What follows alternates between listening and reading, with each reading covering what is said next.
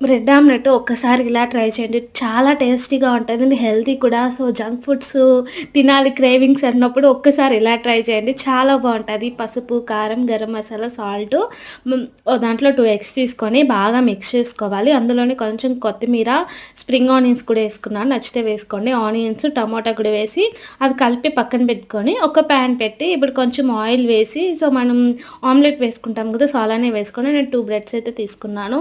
So, breads అయితే పెట్టేసి కొంచెం ఆయిల్ కూడా ఇది కొంచెం బాగా కాలిన తర్వాత టర్న్ చేసుకొని ఎడ్జెస్ అనేది క్లోజ్ చేసి సో, మనకు కావాలంటే డైరెక్ట్‌గా ఇలా కూడా తినొచ్చు. లేదు కొంచెం టేస్టీగా కావాలంటే సో, టమోటా సాస్ వేసాను. మనకు కావాలంటే మయోనైస్ కూడా వేసుకోవచ్చు. సో, మనకు ఆ స్లైసెస్ వచ్చినాయి టమోటా, ఆనియన్స్ తీసుకున్నాను. దాని మీద కొంచెం పెప్పర్ వేసాను. సో, ఇప్పుడు చీజ్ మన ఇష్టం అనమాట. ఒక చీజ్ స్లైస్ అయితే పెట్టేసి దాన్ని క్లోజ్ చేసి ఒక 1 మినిట్ 2 సైడ్స్ కాల్చి దించి సర్వ్ చేసి తినడమే.